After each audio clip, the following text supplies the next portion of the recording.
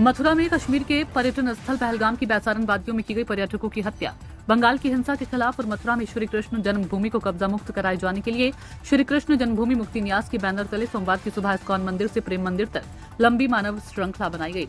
इस दौरान मानव श्रृंखला में शामिल हुए संत, विद्वज्जन व धर्माचार्यों ने आतंकी हमले और हिंसा के शिकार हुए मृतकों को श्रद्धांजलि अर्पित की। साथ ही केंद्र सरकार से आतंक और हिंसा करने वाली देश विरोधी ताकतों का सख्ती से अंत करने की मांग की गई है। इस दौरान मानव श्रृंखला में शामिल स्कूली छात्र छात्रा पाकिस्तान मुर्दाबाद के नारे लगाते हुए चल रहे थे। इस संबंध में श्री कृष्ण जन्मभूमि मुक्ति न्यास के अध्यक्ष महेंद्र सिंह एडवोकेट ने मीडिया से बातचीत में कहा कि धार्मिक नगरी वृंदावन की इस पवित्र धरा पर बड़ी संख्या में मानव श्रृंखला उन आतंकवादियों के लिए करारा जवाब है जिन्होंने निहत्थे हिंदुओं पर हमला किया था। अब हिंदू जाग चुका है और अपने अधिकारों की लड़ाई खुद लड़ेगा। सारा देश आज एकजुट है और आतंक विरोधी ताकतों को मुंहतोड़ जवाब देने के लिए तैयार है। रविकांत चौधरी की ये रिपोर्ट। धरा पर ये उन आतंकवादियों के लिए करारा जवाब है कि हिंदू जाग गया है और अपने अधिकार की लड़ाई लड़ना जानता है। उन निहत्थे लोगों पर जिस तरह से गोली चलाई गई, पूरा हिंदुस्तान एकजुट है और उसका मुंह तोड़ जवाब देगा। ये वृंदावन की गलियों में उतरा हुआ सैलाब ये बता रहा है कि अब बहुत हो गया। हम अपने अधिकारों की लड़ाई खुद लड़ेंगे।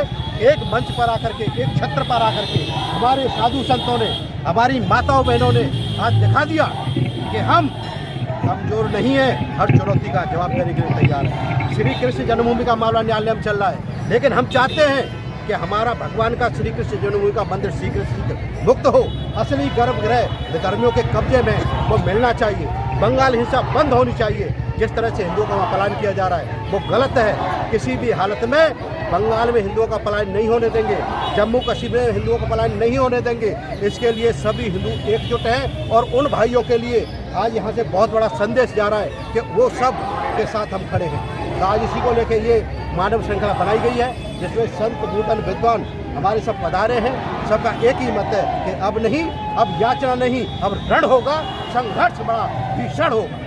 पाकिस्तान धमकी दे रहा है, किधर धमकी दे रहा है? क्योंकि पाकिस्तान की कोई औकात नहीं है जो हिंदुस्तान को धमकी दे जाए। अगर हिंदुस्तान ने जिस दिन ठान लिया तो पाकिस्तान दुनिया के नक्शे से गायब हो जाएगा। और अब वो समय आ रहा है, अब वो समय जाग रहा है हिंदुस्तान कि मुझे लगता है कि पाकिस्तान ने अपनी मौत बुलाई है और दुनिया के नक्शे से गायब होने का उसने प्रयास किया है और परिणाम उसको शीघ्र देखने को मिलेंगे।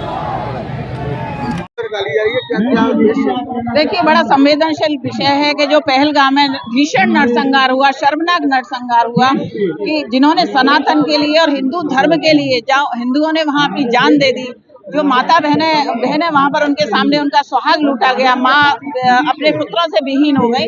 उनकी आत्मा की शांति के लिए और एक संदेश देने के लिए कि अब जो हमारे भारत पर बराबर इस तरीके के आतंकवाद के साए मरड़ा रहे थे, उन्होंने अब अपना जो घृणित काम किया है उसकी एक आवाज विश्व में जानी चाहिए। वृंदावन की भूमि से अपना कृष्ण जन्मभूमि मुक्ति न्यास के तहत ये कार्यक्रम हो रहा है।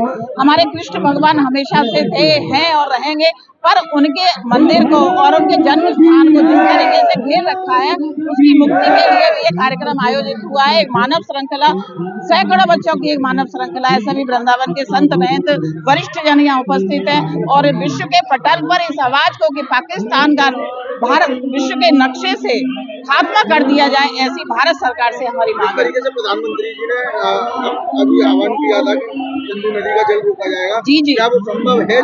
देखिए, रोकना चाहिए क्योंकि वो जब ऐसा घृणित कार्य कर रहे हैं तो अब उनके ऊपर कोई दया, कोई इंसानियत की भावना हमारी नहीं होनी चाहिए।